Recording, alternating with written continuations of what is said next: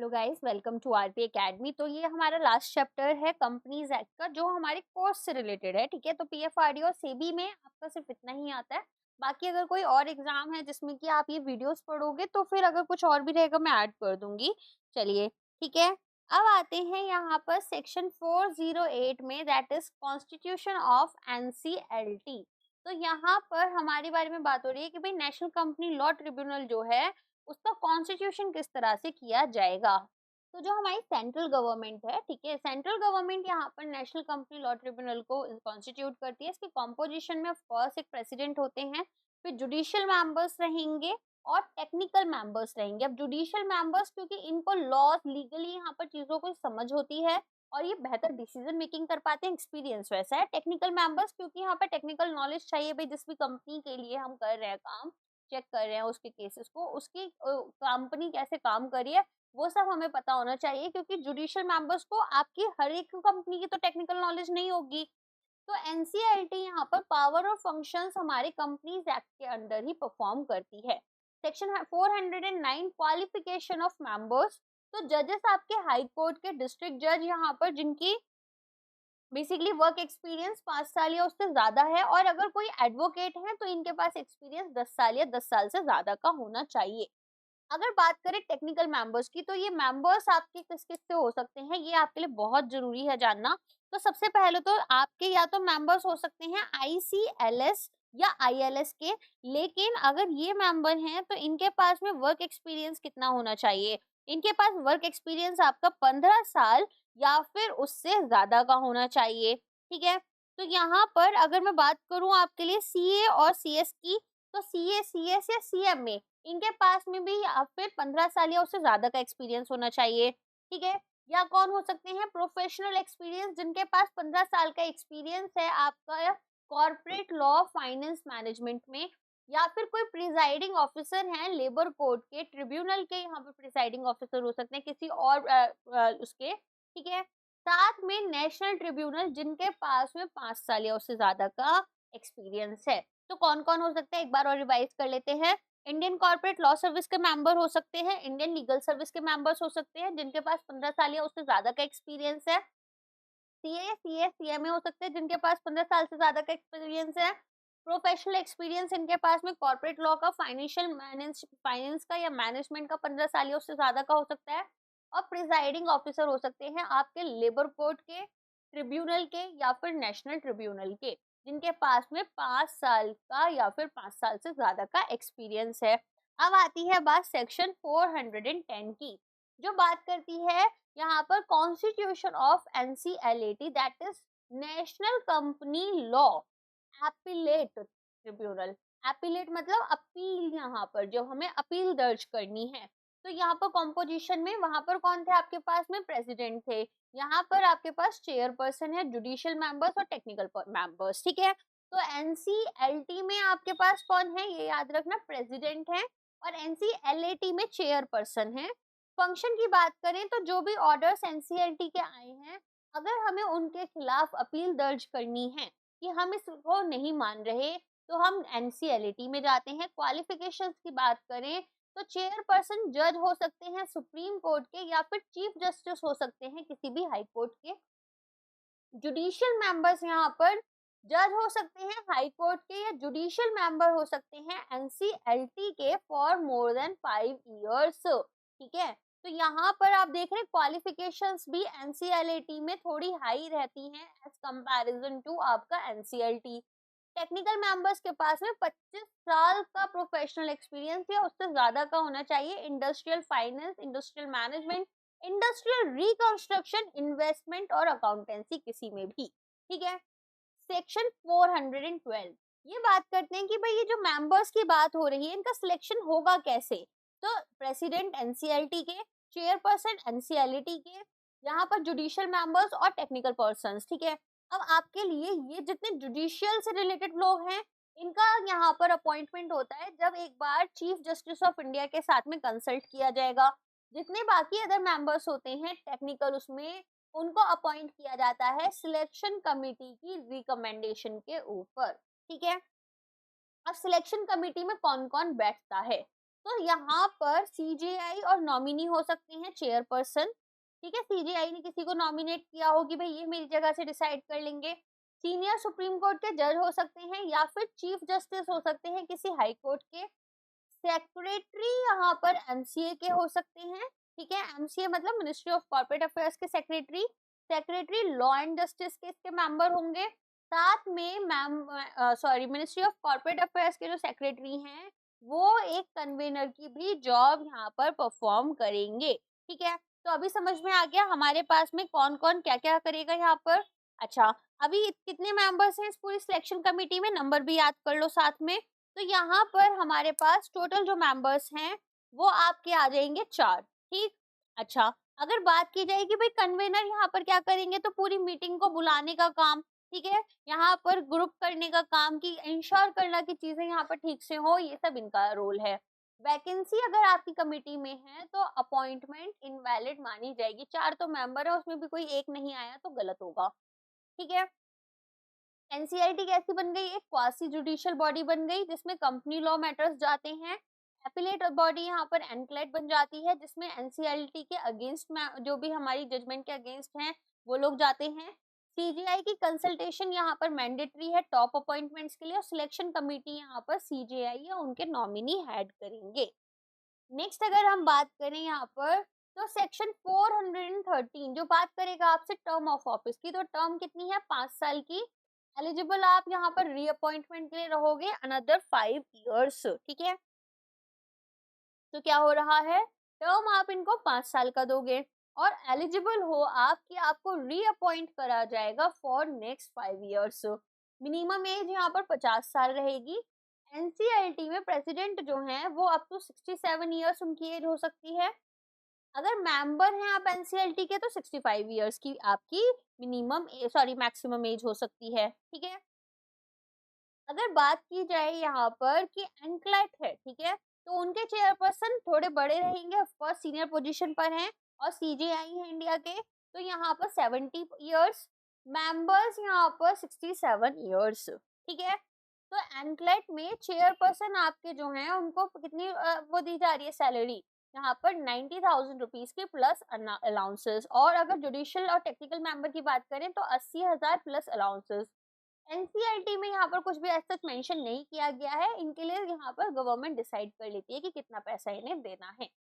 Section 415 ये बात करते हैं किसी एक्टिंग प्रेसिडेंट या फिर एक्टिंग चेयरमैन की।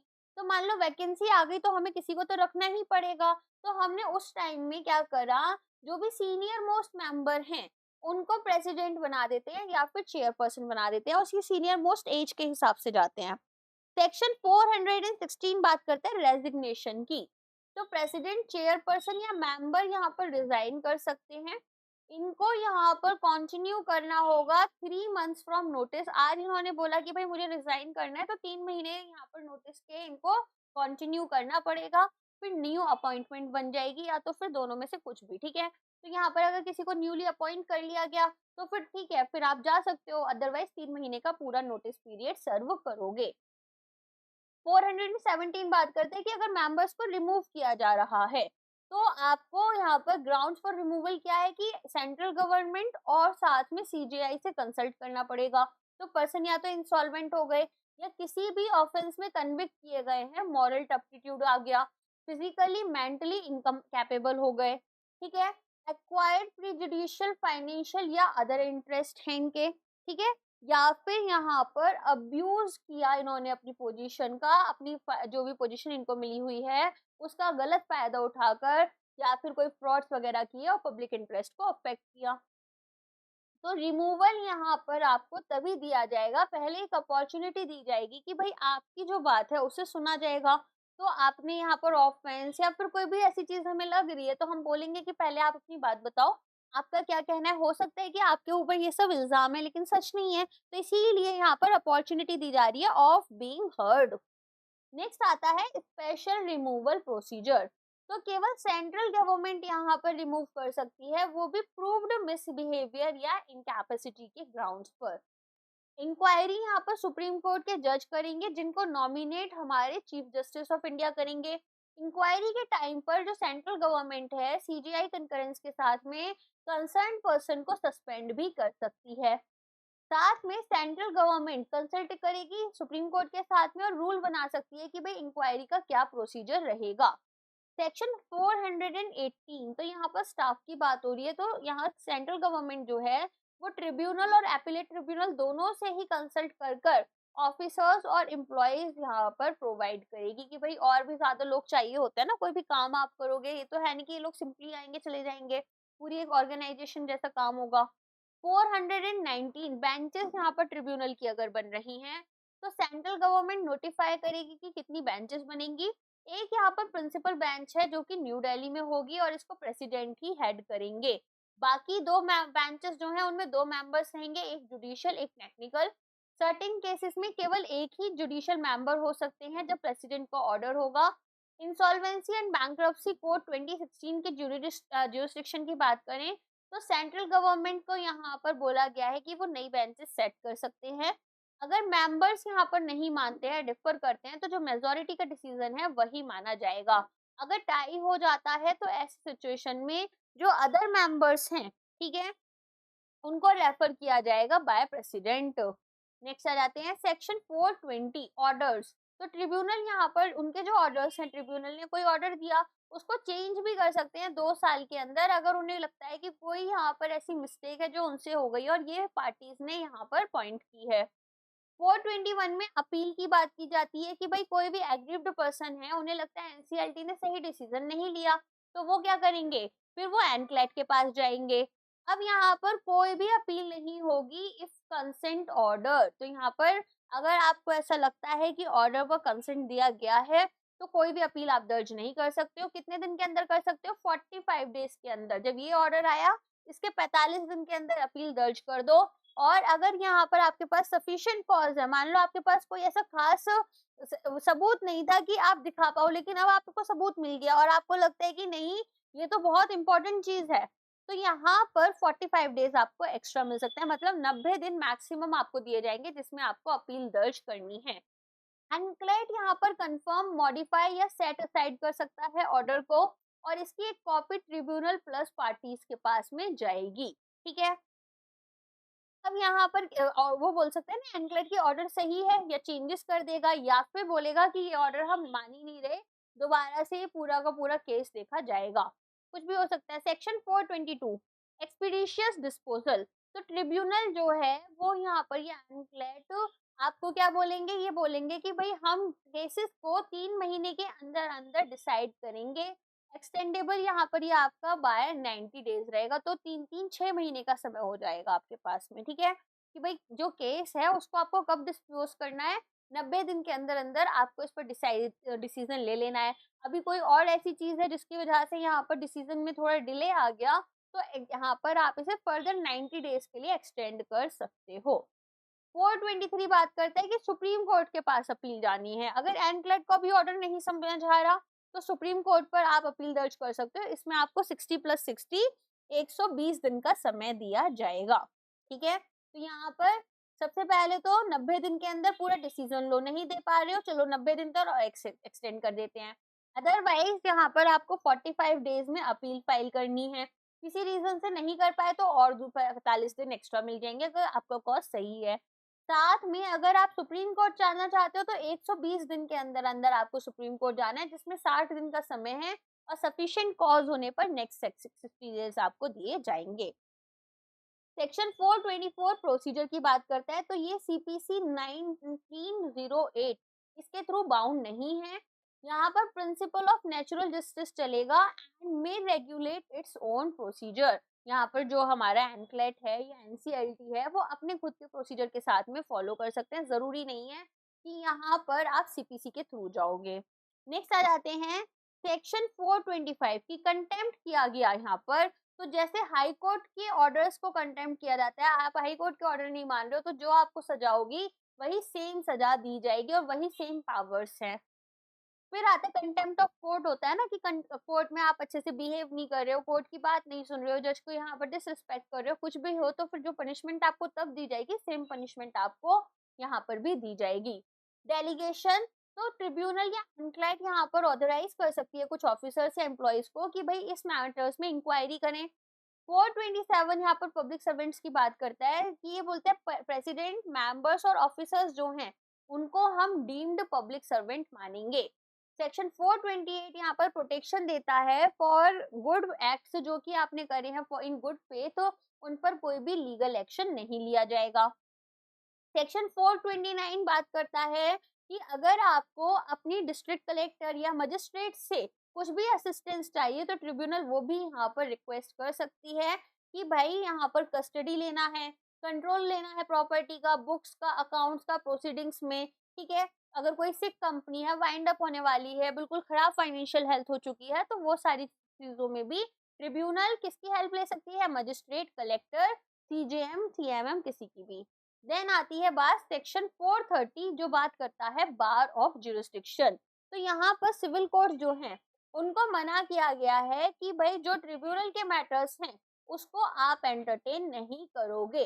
सेक्शन 431 किसके बारे में बात करता है कि अगर यहाँ पर वैकेंसी है तो प्रोसीडिंग्स यहाँ पर इनवैलिड नहीं होंगी अगर वैकेंसी या डिफेक्ट आया है कुछ भी कॉन्स्टिट्यूशन में, ठीक है।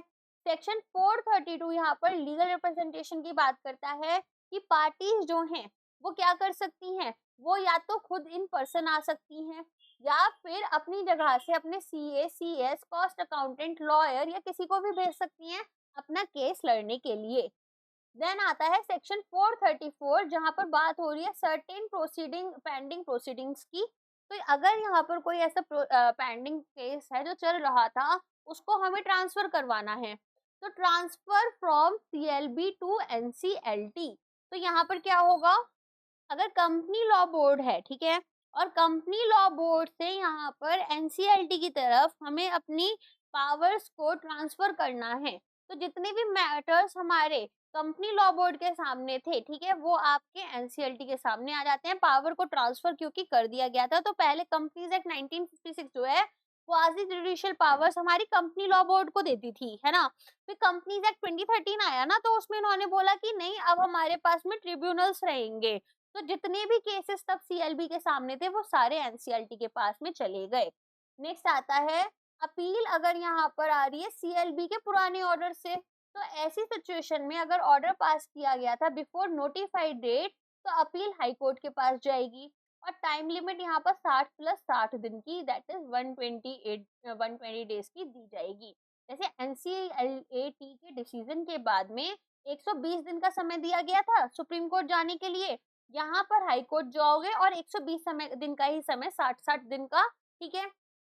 देन यहाँ पर अगर डिस्ट्रिक्ट कोर्ट या फिर हाई कोर्ट के पास कोई भी पेंडिंग केसेस थे तो हमारे कंपनीज एक्ट 1956 के अंडर थे, ऐसी सिचुएशन में इनको हम एनसीएलटी के पास ट्रांसफर करेंगे।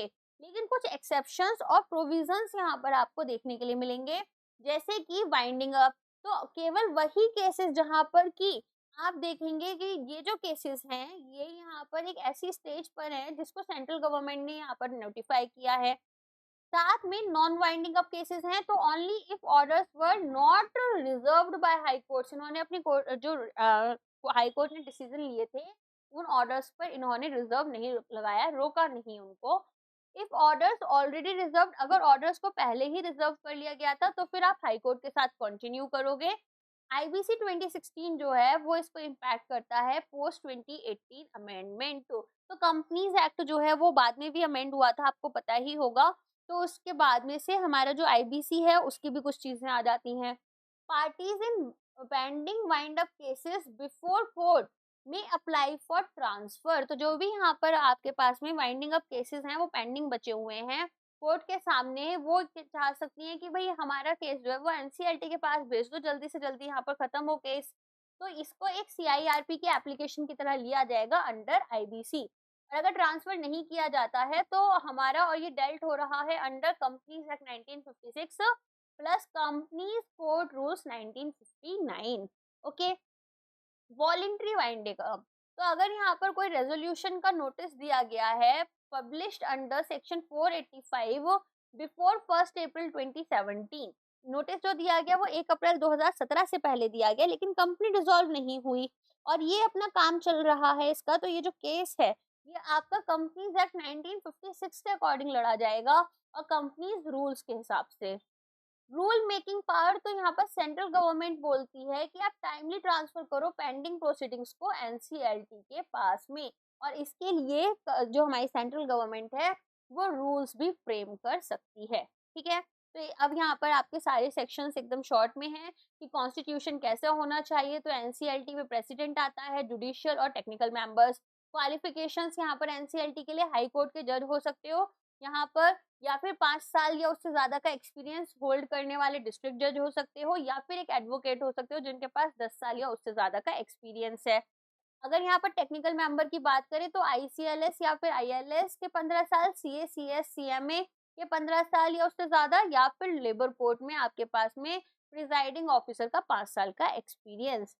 फिर एनक्लेट की बात आ जाती है तो यहाँ पर प्रेसिडेंट की जगह चेयरपर्सन होते हैं। क्वालिफिकेशन में आपके सुप्रीम कोर्ट जज आ जाते हैं या चीफ जस्टिस हाई कोर्ट के आ जाएंगे। जुडिशियल मेंबर्स आपके हाई कोर्ट जज या फिर 5 साल के लिए यहाँ पर हो सकते हैं, है ना। तो इस तरीके से यहाँ पर आपके पास में प्रोफेशनल एक्सपीरियंस 25 साल या उससे ज़्यादा का है। तो इस तरीके की आपकी सारी चीज़ें हैं, आप वीडियो को पॉज़ कर कर एक बार इसे देख सकते हो। सैलरी एनसीएलटी की बता रखी है, एनसीएलटी की यहाँ पर सेंट्रल गवर्नमेंट खुद डिसाइड करेगी अपने खुद के रूल्स के अकॉर्डिंग। तो एक बार यहाँ से आप लोग इसको वीडियो को पॉज़ कर अपने लिए स्क्रीनशॉट ले सकते हो, ठीक है? और इसकी चाहो तो अपनी खुद की भी टेबल बना सकते हो। मैं बोलूँगी कि अपनी खुद की टेबल बना लो, वो ज़्यादा अच्छा है। चलो आज के लिए बस इतना ही है। इसके साथ में आपका जो कंपनीज एक्ट है, कंपनीज एक्ट खत्म हो चुका है। कंपनीज एक्ट 2013, तो अगर आप पीएफआरडीए, सेबी या फिर किसी ऐसे एग्जाम की प्रिपरेशन कर रहे हो जिनका सिलेबस आपका इससे मैच करता हुआ है, तो ये सीरीज डेफिनेटली आपके लिए हेल्पफुल रहेगी। इसके बाद में एक कंपाइल्ड वीडियो आएगी आपके लिए जिसमें सभी कंपनीज एक्ट के सभी इंपॉर्टेंट चैप्टर्स को मैं एक साथ कंपाइल कर कर आपको प्रोवाइड कर दूंगी। आपकी जैसी यहाँ पर चॉइस हो वैसा आप उसको पढ़ लेना। साथ में आपको पता ही है आपको क्या करना है, टेलीग्राम का जो चैनल है हमारा और ग्रुप है उसे ज्वाइन करना है। साथ में अगर आप चाहते हो कि आप हमारे साथ में हमारे मॉक्स के थ्रू थ्रू या फिर हमारे कोर्सेज के थ्रू जुड़ो, तो आप rpacademy.co.in इस पर जाओगे और लॉगिन कर कर यहाँ पर हमारे कोर्सेज भी परचेज कर सकते हो। मैं पहले ही बता देती हूँ, हम आपको यहाँ पर पीडीएफ कोर्सेज देते हैं, मॉक टेस्ट हम आपको प्रोवाइड करते हैं, साथ में downloadable revision sheets and alternate day descriptive answer writing practice provide करते हैं। तो यहाँ पर आपको डेफिनेटली बहुत हेल्प मिलने वाली है। टॉकिंग अबाउट वीडियोस, तो मैं धीरे धीरे कर सभी वीडियोस जो है वो यूट्यूब पर ही लेकर आ रही हूँ। तो यहाँ पर जो कंटेंट है यूट्यूब पर वो सारा पेड कोर्स का ही लेवल है, उससे कम कुछ नहीं है। बट मैं पेड कोर्सेज में इन वीडियोस को नहीं लेकर आकर आपके लिए रिकॉर्डेड फॉर्म में बेसिकली इस पर लेकर आती हूँ यूट्यूब पर। ओके, तो अगर आप चाहते हो कि आप वीडियो से भी पढ़ो तो आप यूट्यूब से आराम से पढ़ सकते हो। चलिए अब मिलते हैं हमारे नेक्स्ट सेशन में। आज के लिए बस इतना ही है। Thank you so much.